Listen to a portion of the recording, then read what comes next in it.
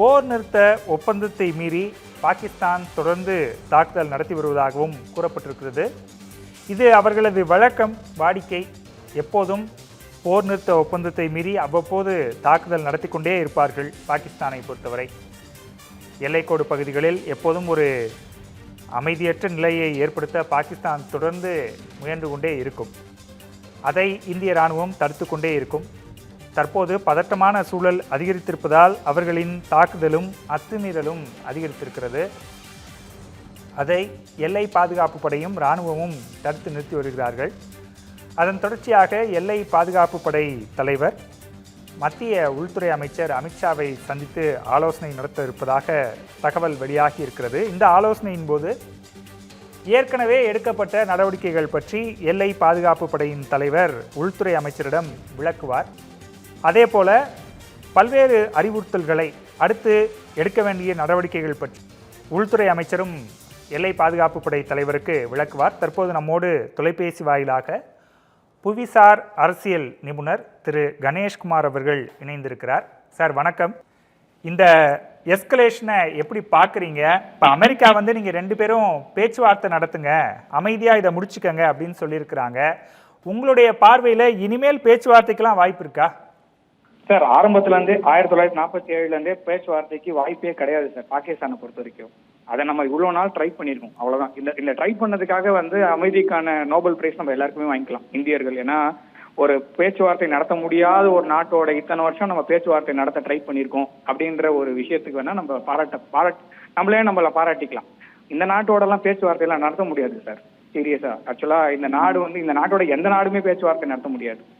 சரி, இந்த நாட்டை யாராவது நம்பலாமானா அதுவும் நம்ப முடியாது. ஸோ அந்த நம்ப தகுந்த ஒரு சொசைட்டியாவே இல்லை அவங்க. ஸோ அமெரிக்கா சொன்னது ரொம்ப கிளியர். இன்னைக்கு ஜேடி வான்ஸ் என்ன சொல்லியிருக்காருன்னா, அது அமெரிக்கா இதுல தலையிடாது, பாகிஸ்தானும் இந்தியாவும் அவங்களுக்குள்ளேயே முடிச்சுக்கிட்டோம் அப்படின்னு தான் சொல்லியிருக்காங்க. இதுல பேச்சுவார்த்தை நடத்துங்கன்றது கூடுதலா நம்ம எடுத்துக்கிறதே தவிர, ஆனா இது நீங்களே முடிச்சுக்கோங்க, இதுக்கு மேல ஒன்றும் பண்ண முடியாதுன்ற ஒரு எண்ணத்துல தான் அவங்க சொல்லியிருக்காங்க. அப்படிதான் நம்ம பார்க்கணும். ஏன்னா ஜேடி வான்ஸோட ஸ்டேட்மெண்ட் ரொம்ப கிளியர், இட் இஸ் தேர் வார் அப்படின்ட்டாங்க. ஸோ அப்படின்னா இவங்க 2 பேருக்குள்ளேயும் நான் வரமாட்டேன் அப்படின்ற அர்த்தமா நம்ம எடுத்துக்கலாம். அமெரிக்கா இந்த பிராந்தியத்திலிருந்து, அதாவது முக்கியமா பாகிஸ்தானை கை கழுவிட்டது அப்படின்ற மாதிரி இப்படிதான் நம்ம எடுத்துக்கணும். இல்லை, இப்போ வேன்ஸோட ஸ்டேட்மெண்ட் நீங்க சொல்றீங்க. வேன்ஸ் சொல்லும்போது இன்னொன்று என்ன அப்படின்னா, இது பிராந்திய போராக மாறிடக்கூடாது அப்படின்னு ஒரு கவலையை அவர் வெளிப்படுத்துறாரு இல்லையா? ஆமா, பிராந்திய போரா வரக்கூடாதுன்னா, ஏன்னா அவங்களுக்கு சைனா இதுல வரக்கூடாது. ஏன்னா சைனீஸ், அதாவது Pakistan is a country which is like with a begging bowl which can beg from any country.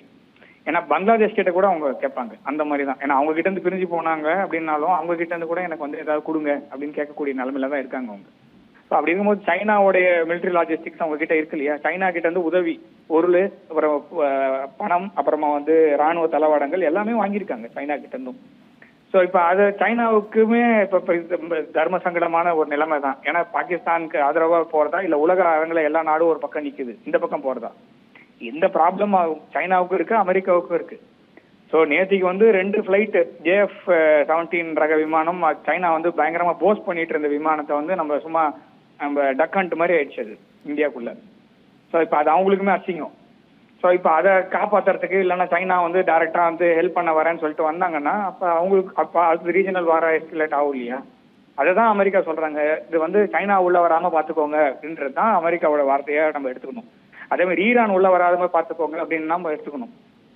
China it is not, China சொன்னா தானே ரெஸ்ட்ரிக்ட் பண்ணிக்கிச்சுன்னு தான் நான் பாக்குறேன். ஏன்னா இதுல அவங்க ரெக்ரெட் தான் பண்றாங்க. பாகிஸ்தானுக்கு ஹெல்ப் பண்ற நாடுகள்லாம் அவங்க, அதாவது ஒரு என்ன சொல்றது, ஒரு ஹெல்ப்பே பண்ணக்கூடாத நாட்டுக்கு ஹெல்ப் பண்ணீங்கன்னா அவங்க கூட நின்னா என்ன ஆகுன்றது தான் இப்போ நம்ம சைனாவையும் பார்க்குறோம், அமெரிக்காவும் பார்க்குறோம். இப்போ வேன்ஸ் ஒரு பக்கம் பேசுகிறாரு இந்த மாதிரி, இன்னொரு பக்கம் அமெரிக்காவினுடைய வெளியுறவு அமைச்சர் ஜெய்சங்கர் கிட்டையும், அதாவது நம்மளுடைய வெளியுறவுத்துறை அமைச்சர் ஜெய்சங்கர் அவர்களிடமும் பேசுகிறார். அதே போல் பாகிஸ்தான் பிரதமர் ஷபாஸ் ஷெரீஃபோடையும் அவர் பேசியதாக தகவல் வெளியானது. அப்போ அவங்க ஒரு சமாதான முயற்சியை முன்னெடுக்கிற மாதிரி தானே தெரியுது. சமாதானத்துக்கு 2 பேர் வேணும் சார். இந்தியா சமாதானத்துக்கு ரெடி ஆரம்பத்துல இருந்தே. இன்னொரு ஆள் ரெடி கிடையாது. அது 1947 வச்சுக்கலாம். ஓகேவா? ஸோ இப்போ சமாதானம் அப்படின்றது ஒரு ஆளை வச்சு சமாதானம் பேச முடியாது. 2 பேர் உட்காரணும், அதுக்கு எல்லா டேர்ம்ஸ் அண்ட் கண்டிஷன்ஸ் வைக்கணும்.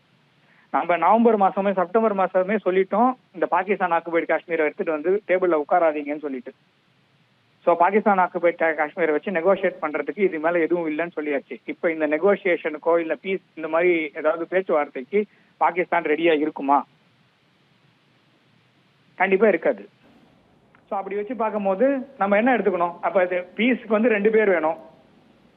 ஒருத்தர் மாத்திரம் தான் ரெடியா இருக்காங்க, இன்னொருத்தர் கண்டிப்பா என்ன கன்வின்ஸ் பண்ணாலும் ஆக போறது இல்லை. ஸோ அப்ப இது பீஸே நடக்காது. ஸோ இப்ப அவங்க என்ன நாம என்ன பண்ணணும்னு அவங்க முடிவு பண்றாங்க, அவ்வளவுதான். இப்போ துருக்கி வந்து இந்த பிரச்சனை வந்து எங்களுக்கு மிகவும் கவலையை தருகிறது அப்படின்னு சொல்லியிருக்கிறாங்க. இப்போ துருக்கியோட ஸ்டாண்டு இதில் எப்படி எடுத்துக்கிறது? துருக்கி வந்து பாகிஸ்தான் கூட நிற்பாங்க கண்டிப்பா. நம்ம இதை பத்தி நம்ம 2-3 நாளா தொடர்ந்து பேசிட்டோம். பாகிஸ்தானோட இனிமேலும் நிற்பார்கள் துருக்கி.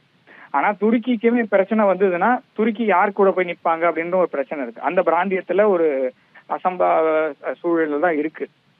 ஓகேவா? அதாவது துருக்கி இருக்கக்கூடிய பிராந்தியத்துல இருக்கு. துருக்கி வந்து நேட்டோ மெம்பர், இது ஆக்சுவலா நேட்டோ நாடு அப்படின்னு எடுத்துக்கலாம். அது ஒரு Muslim country as well as NATO country. Pakistan is a non NATO ally, but it is also Islamic country. இவங்க 2 பேருக்குள்ள ரிலேஷன்ஷிப் கண்டிப்பா இப்படிதான் இருக்கும். ஆனா இதற்கு பின்னால், அதாவது நேட்டோ நாடுன்ற பேசிஸ்ல துருக்கியை நம்ம அட்டாக் பண்ணா அது அந்த பேசிஸ்ல நம்மள ப்ரொவோகேட் பண்ணுவாங்களா வெஸ்டர்ன் கண்ட்ரிஸ் அப்படின்னா, அந்த மாதிரி பண்ணாங்கன்னா இந்த காலத்துல அது ரீஜனல் வாராலாம் இருக்காது, அது வேர்ல்டு வார் லெவலுக்கு தான் போகும். ஸோ இப்போ அந்த மாதிரி ஒரு எஸ்கலேஷன் வந்து யூரோப்பியன் கண்ட்ரிஸோ இல்லை நேட்டோ கண்ட்ரிஸோ பண்ணுவாங்களான்றது எனக்கு சந்தேகமா இருக்கு.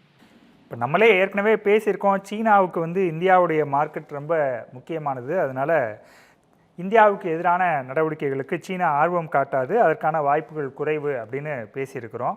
ஆனால் தொடர்ந்து வந்து பாகிஸ்தானுக்கு மறைமுக உதவிகளையாவது சீனா செய்யும் அப்படிங்கிற பார்வை முன்வைக்கப்பட்டுட்டே வருது.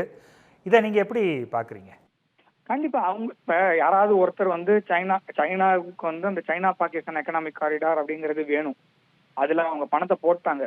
அதை காப்பாத்துறதுக்காக அவங்க கண்டிப்பா எந்த ஒரு முடிவும் அவங்க எடுப்பாங்க. அதாவது டைரக்டா பண்ண முடியாது, அவங்களால இன்டைரக்டா தான் பண்ண முடியும். இப்ப உக்ரைன்ல எப்படி போகுது?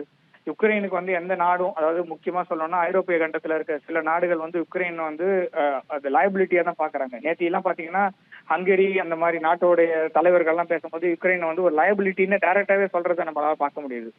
யூரோப்பியன் யூனியனுக்குள்ளேயோ நேட்டோக்குள்ளேயோ யுக்ரைனை எடுத்துன்னு வரவே கூடாது, எடுத்துன்னு வர முடியாது அப்படின்றத ரொம்ப தீர்க்கமா சொல்லியிருக்காங்க. ஆனால் யுக்ரைனுக்கு கிட்டத்தட்ட 3 வருடங்களாக தொடர்ந்து பொருளுதவி, ஆயுதம், அப்புறமா வந்து பொருளாதாரம் எல்லாமே நம்ம அதை கொடுக்கறத பாக்குறோம் இல்லையா? ஸோ அந்த மாதிரி பாகிஸ்தானுக்கு வந்து மறைமுகமான என்ன சொல்றது நண்பர்கள் உதவி பண்றது பார்க்கத்தான் பார்ப்போம் நம்ம. ஆக்சுவலா உலகத்துல வந்து டைரக்டா ஒரு அதுவும் இல்லாம அவங்களுக்கு வந்து பிளாக் மார்க்கெட்டோட ஆக்சஸ் நிறைய இருக்கு ஆர்ம்ஸ்ல. ஸோ அதுவும் இல்லாம அவங்க நியூக்ளியர் பவர் வேற. ஸோ இதெல்லாம் வச்சு பார்க்கும்போது பாகிஸ்தானுக்கு உதவிகள் வரும். அதை நம்ம எப்படி நியூட்ரலைஸ் பண்றோம்ன்றதா என்ன, நேற்றுக்கு கிட்டத்தட்ட 15 சிட்டிகள் மேல அவங்க தாக்குதல் பண்ணியிருக்காங்க, 15 நகரங்கள் மீது தாக்குதல் பண்ணியிருக்காங்க. அதை செய்யற அந்த தொழில்நுட்பம் அவங்க கிட்ட கிடையாது, அந்த பொருளும் அவங்க கிட்ட கிடையாது. அதை எங்கனாவது வாங்கி தான் விற்கணும். அதை வாங்குறதுக்கான பணம் அவங்க கிட்ட இருக்கானா கிடையாது. இன்னும் 1 வாரம் இதே மாதிரி பாகிஸ்தான் வந்து இது மாதிரி போர்ல இருக்கு, டெய்லி ஸ்டாக் மார்க்கெட் ஓபன் பண்ணி க்ளோஸ் பண்றாங்கன்னா கிட்டத்தட்ட வந்து ஒரு 50-60% அவங்களுடைய மார்க்கெட் அவுட் ஆயிடும். ஏன்னா முந்தா நேத்திக்கு 6%, நேத்திக்கு வந்து 7.5%, கிட்டத்தட்ட 13,000 பாயிண்ட் வந்து அவங்க இழந்திருக்கிறாங்க 2 நாள்ல. சார், இப்போ அவங்க திவால் நிலைமைக்கு போயிடுவாங்களா? அப்போ அதான் சொல்லிட்டு இருக்கோம், அவங்க ஒண்ணுமே பண்ண வேணாம், அவங்களே அவங்களுக்கு வந்து குழி நோண்டிட்டு இருக்காங்க. ஏன்னா இதே மாதிரி ஒரு கண்ட்ரி வந்து it is run by parameters. So முதல்ல வந்து அந்த நாட்டுடைய ஆளும் வர்க்கத்தின் மீது மக்களின் நம்பிக்கை, உலகத்தின் நம்பிக்கை, அது பாகிஸ்தானுக்கு இருக்கானா இல்ல. சரி, அந்த ஆளும் வர்க்கத்தின் மீதும் மக்களின் மீதும் நம்பிக்கை இருந்தாதான் முதலீடுகள் வரும் வெளியில இருந்து. இல்ல அந்த நாட்டிலேயே வாழறவங்க அந்த நாட்டுல இருக்கணும்னா அதுக்கு வந்து அதுக்கான அமைதியான சூழல் இருக்கணும். அந்த சூழல் இருக்க பாகிஸ்தான்ல இல்ல. சரி, அந்த நாட்டை ப்ரொடெக்ட் பண்ற அளவுக்கு சில சமயத்துல டோட்டாலிட்டேரியன் ஸ்டேட்டா மாறணும், அப்ப ராணுவம் ஆட்சி கொண்டு வரும், ராணுவத்தின் கண்ட்ரோல்ல, இல்லைன்னா ஒரு டிக்டேட்டரை வச்சு இந்த சமயத்துல ரன் பண்ண முடியுமா? பாகிஸ்தான் நிறைய தடவை இந்த மாதிரி சிச்சுவேஷன்ல இருந்திருக்காங்க. அந்த சமயத்துல ஒரு மிலிட்ரி ரெஜிம் வந்து அதை டேக் ஓவர் பண்ணி அப்போவாது இருக்குமானா, பாகிஸ்தானோட மிலிட்ரி மேலேயே மக்களுக்கு நம்பிக்கை இல்லை. பாகிஸ்தானோட மிலிட்ரி வந்து அமெரிக்கா சொல்லிதான் 30 வருஷமா செஞ்சாங்க அப்படின்றத பாகிஸ்தானோடைய ராணுவ அமைச்சர் வந்து பொது ஒத்துக்கிறாரு. அப்ப அந்த மக்கள் அதை யாரு எப்படி பார்ப்பாங்க? அமெரிக்க மக்கள் எப்படி பார்ப்பாங்க? பாகிஸ்தான் மக்கள் எப்படி பார்ப்பாங்க? ஸோ அப்போ வந்து ஒரு ரவுடி மாதிரி, அதாவது நான் உலகத்தின் ரவுடின்னு எடுத்துக்கலாமா, எனக்கு காசு கொடுத்தா என்ன வேணா செய்வாங்க, இல்லைன்னா அவன் சொன்னா செய்வாங்கன்னா ஹென்ச்மேன் மாதிரி தானே ஒர்க் பண்ணியிருக்காங்க 30 இயர்ஸா. அப்போ அதுவும் கிடையாது. ஸோ பொருளாதாரத்திலையும் இல்லை, மிலிட்டரியிலும் இல்லை, மக்களாட்சி தத்துவத்திலும் இல்லை. ஸோ அதுக்கு மேலே ஏதாவது ஒரு புதுசாக ஏதாவது கண்டுபிடிப்பு, அதுவும் கிடையாது. கண்டுபிடிச்சவங்களை பாதுகாக்கிறாங்களா, கிடையாது. கண்டுபிடிச்சவங்களை கௌரவிக்கிறாங்களா, அதுவும் கிடையாது. So as a country they have failed completely in all arenas. and then if this continues, இதே மாதிரி தொடர்ந்து போயிட்டே இருக்காங்கன்னா ஒவ்வொரு நாளும் மார்க்கெட் காலையில ஆரம்பிச்ச உடனே 1 மணி நேரத்துல திருப்பி மூடுவாங்க. நேற்றுக்கு சைட்டே அவுட். ஆக்சுவலா நேற்று வந்து பாகிஸ்தான் ஸ்டாக் எக்ஸ்சேஞ்சை க்ளோஸ் பண்ணிருக்கு வெப்சைட். ஸோ அது இன்னைக்கு ஓப்பன் பண்ணுவாங்களான்னு தெரியாது. இதுக்கு மேலே இன்னைக்கு சான்சஸ் கம்மி. ஸோ மண்டே அன்னைக்கு ஓப்பன் பண்ணுறாங்க, திருப்பி again it will go on. So அவங்க கீழே தான் போயிட்டு இருக்காங்க. திவால் ஆல்ரெடி அந்த நாடு திவால் தான். கடன் IMF கிட்ட இருந்து பணத்தை வாங்கி தான் அவங்களோட எல்லாமே போயிட்டு இருக்கு. IMF பற்றி பேசும்போது அதோட மீட்டிங்கில் வந்து பாகிஸ்தானுக்கு உதவி செய்யக்கூடாது அப்படின்னு இந்தியா வலியுறுத்துவதற்கான வாய்ப்புகள் இருக்கா? வலியுறுத்துறதுக்கு முதல்ல இந்தியா தயார். அதாவது இதை வலியுறுத்தி தான் நீங்க இதை செய்வீங்கன்னா IMF உலக அரங்கில் இருக்கிற நாடுகள்லாம் எந்த லெவல்ல இருக்காங்கன்றது அவங்களே தான் தெரிஞ்சுக்கணும். நேற்றுக்கு நடந்த விஷயம், நேற்றுக்கு ஈவினிங் வந்து ஒரு 7 o'clock 8 o'clock இந்தியாவுடைய வடமேற்கு பகுதியில் இருந்த நகரங்கள், அந்த நகரத்தில் இருந்த மக்கள், அவங்களுடைய மனநிலை இதெல்லாம் பார்த்துட்ட பிறகு இந்த மாதிரி ஒரு நாட்டுக்கு பொருள் உதவி கொடுத்தா என்ன ஆகுன்றது IMF நிறுவனம் வந்து யோசிச்சுட்டு தான் செய்யணும். இதை நான் சொல்லி செய்யணும்னு அவசியம் இல்லை.